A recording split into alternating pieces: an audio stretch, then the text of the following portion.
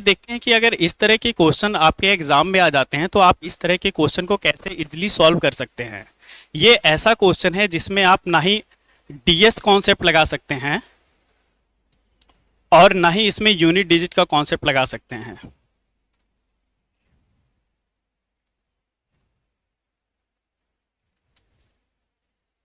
तो अब हम देखेंगे कि इस तरह के क्वेश्चन को कैसे हम अप्रॉक्सीमेशन से करेंगे।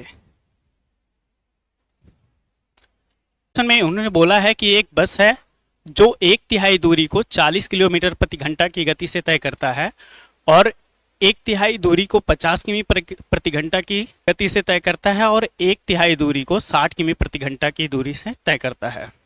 तो इसमें बताना है कि औसत गति कितनी है इसकी और दशमलव के 2 स्थान तक है, इसलिए हम इसको अप्रॉक्सीमेशन से करेंगे। इसका फॉर्मूला होता है average speed equal to total distance upon total time.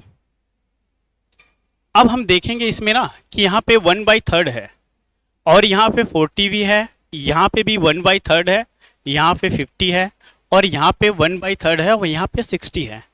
हम देखेंगे क्या ऐसा चूज करे डिस्टेंस जिससे कि ये सारे उसके मल्टीपल में हो। तो हमने क्या किया कि टोटल जो दूरी है उसको हमने मान लिया कि ये 1800 है। ये हमने क्यों माना, ये हमने बताया कि ये 1/3 है और ये 40 है, इसलिए हमने माना। और यहाँ पे भी 1/3 और 50 है, यहाँ पे 1/3 और 60 है, इसलिए हमने इतनी दूरी मानी। अब ये इसको 3 पार्ट में डिवाइड करेंगे तो ये कितना हो जाएगा 600 किलोमीटर और यहाँ भी हो जाएगा 600 किलोमीटर और यहाँ भी होगा 600 किलोमीटर। अगर हम यहाँ डिवाइड करेंगे 40 से तो आ जाएगा 15 घंटे और यहाँ डिवाइड करेंगे तो आ जाएगा 12 घंटे और यहाँ डिवाइड करेंगे तो कितने आ जाएंगे 10 घंटे, है ना। टोटल समय कितना हो जा रहा है, टोटल समय की मैं बात करूं तो कितना हो जाएगा 37। अब हमें सॉल्व करना है इसको। अब इसको हम कैसे इजी बना सकते हैं ये हम देखेंगे। अगर सपोज दैट अब मैं इसको अप्रॉक्सीमेशन से करने वाला हूं कि कैसे हम अप्रॉक्स वैल्यू को कैलकुलेट करेंगे, ना कि हम एग्जैक्ट।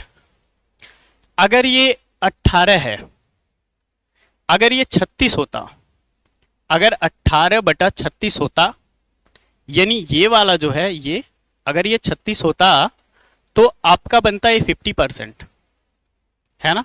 मैंने इसको क्या किया है परसेंटेज से कोरिलेट कर दिया है, ये हो जाता 50%। बट एक एग्जाम्पल मैं देना चाहूंगा, जैसे कि 8 है, 8 को अगर 4 से आप डिवाइड करेंगे तो 2 आएगा, लेकिन 8 को ही अगर आप 2 से डिवाइड करेंगे तो ये 4 आएगा।